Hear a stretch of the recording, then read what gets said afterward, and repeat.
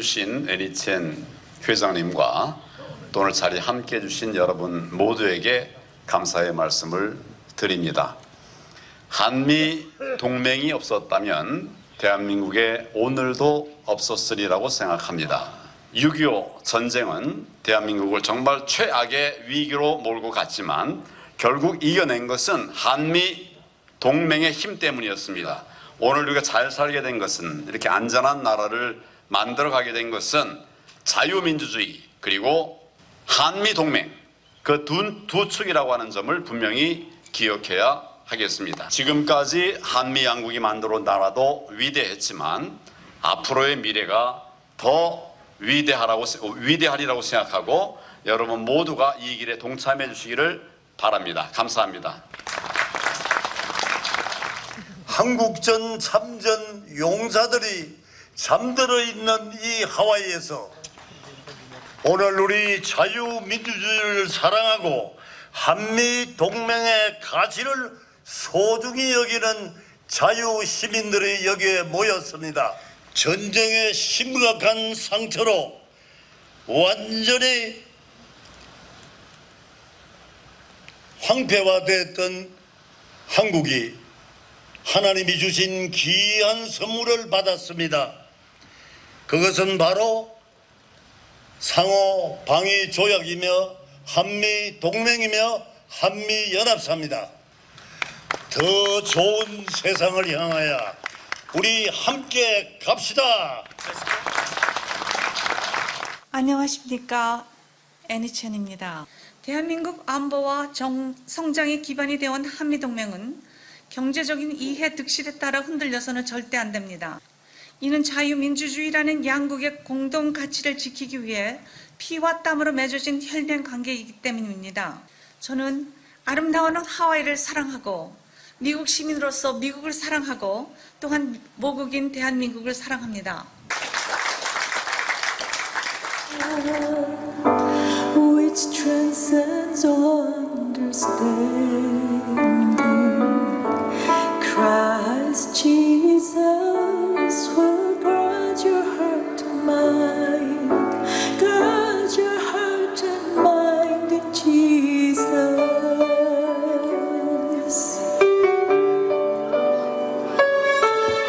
The peace of God, the peace. 우선 오늘 이런 훌륭한 자리를 마련해 주신 애니첸 회장님, 그리고 이번 행사를 위해 애써주신 한미자유안보정책센터의 김진현 회장님, 외 관계자분들, KCPEC 임원님들, 황교안 총리님 내외분, 그리고 6.25를 기리고 한미동맹을 지지하기 위해 이 자리에 참석해 주신 모든 분들께 감사의 말씀을 드리고자 합니다. 특히 애니첸 회장님은 보시다시피 미국에서 그냥 아주 편안하게 그냥 사실 수도 있는 분인데 애써 국가와 민족을 위해 혼신의 힘을 다해 주시니 항상 감사하게 생각을 합니다.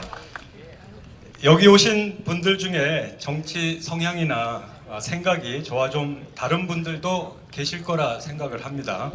그러나 객관적으로 봤을 때 지난 5년은 대한민국에게는 여러모로 참 힘든 시기였습니다. 역대 대통령들을 봤을 때 이런저런 흠은 다 있었지만 공통점이 하나 있다면 최소 안보와 경제에 대해서는 모두 국익을 앞세웠다는 점입니다. 그러나 지난 5년은 달랐습니다.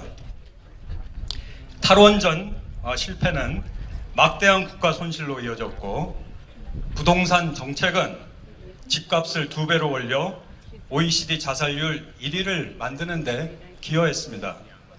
소득 주도 성장은 반시장적인 정책으로 청년 실업을 늘렸고 자영업과 서민 생태계를 망가뜨렸습니다. 그뿐입니까? 내로남불로 법치와 국민 화합을 무너뜨리고 약속했던 통합과 희망이 아니라 분열과 절망의 사회로 대한민국을 전락시켰습니다. 외교 안보 분야에서도 성적은 마찬가지입니다. 한미 동맹을 포함해 문재인 정부의 모든 외교 안보 정책은 이념과 남북 관계의 종속 변수가 되어버렸습니다. 주권을 주창하면서 사실상 주권이 상실된 굴욕 외교가 반복되었습니다. 문 대통령은 2018년 9월 UN 정기총회에서 남북 관계의 진전을 기적이라고 표현하고 북한이 핵 개발 정책을 끝냈다고 확언하셨습니다. 여러분들 다 알고 계시겠지만 북한은 지금 7차 핵실험을 준비하고 있습니다. 임박하다고 합니다. 이 상황을 어떻게 설명해야 될까요? 특히 미중 패권 경쟁 속에서 중국에 대한 지난 5년간의 저자세 외교는 한미 동맹을 분명 약화시켰습니다. 대북, 대중 편향 정책은 결국 우리의 안보 외교를 정상 궤도에서 이탈시켰습니다. 사드 관련 굴욕적인 대중 산불 정책이 그 단편적인 예일 것입니다. 역사를 왜곡하고 우리 방공 식별 구역을 침범하고 탈북민들을 강제 북송하는 중국한테 말입니다. 동시에 한미연합훈련은 중단, 축소되었고 DMZ는 비무장화되었습니다. 문 정부는 더 나아가 한일 지소미아 종교를 결정했고 한미 전자권 환수 그리고 평화선언을 끈질기게 추진하면서 한미 동맹을 흔들었습니다. 결국 성공은 못했지만 한미 양국의 신뢰를 깨는 데는 충분했다고 평가합니다. 여기서 우크라이나 전쟁에 대해서 잠깐 말씀을 드리겠습니다. 주권국인데 우크라이나가 왜 이렇게 러시아에게 당하고만 있을까요? 답은 간단합니다. 동맹이 없기 때문입니다. 우크라이나가 만약 나토 회원국이고 미군이 우크라이나에 주둔하고 있었다면 과연 푸틴이 침공을 할 수 있었을까요? 우크라이나 사태의 교훈은 결국 동맹의 중요성입니다. 미국과의 동맹을 절대 소홀히 해서는 안 되는 이유입니다. 새로운 비전과 목표 하에 한미 양국은 제도적 연결고리, 인스티튜셔널 링크를 강화해야 합니다. 우선 한미연합 사령부를 유지하고 미국의 미사일 방어 체제 및 쿼드에 적극 참여하고 영미권 5개국이 정보 동맹인 파이브 아이스 가입도 추진해야 한다고 생각합니다. 그리고 미국과의 제도적 링크를 한반도에 국한할 것이 아니고 글로벌 차원의 파트너십으로 넓혀가야 한다고 생각합니다. 앞으로는 우리도 신장 위구르, 티베트, 홍콩의 인권 문제, 또한 남중국해의 영토 문제 등에 대해 분명한 입장을 밝혀야 한다고 생각합니다.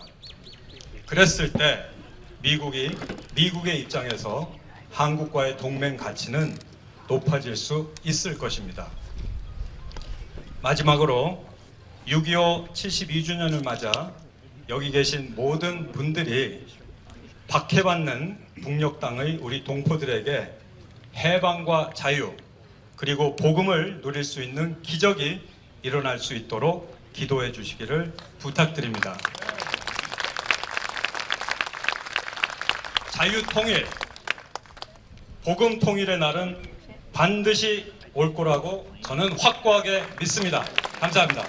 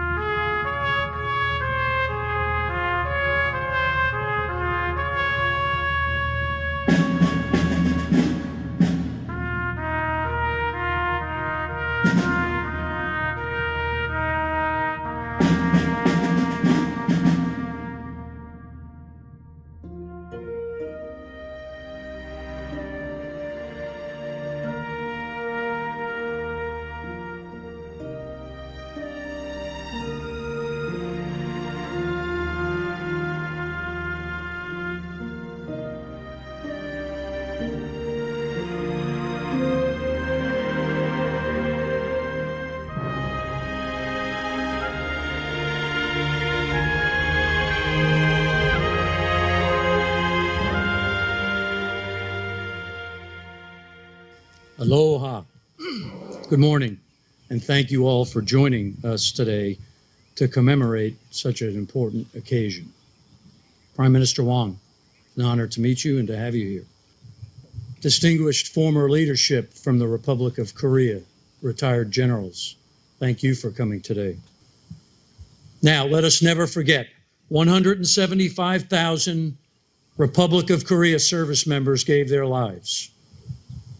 Almost 40,000 United States service members gave their lives, all as a part of the multinational coalition for the defense of freedom. And as we remember their devotion to duty, let us renew our shared commitment to defend freedom, liberty, and to continue to pursue peace. Today, the Republic of Korea, United States service members demonstrate their unwavering commitment to peace and security on the Korean Peninsula and throughout the world. America's alliance with the Republic of Korea remains the linchpin of freedom in the Indo-Pacific region. And we continue to pursue a free and open Indo-Pacific.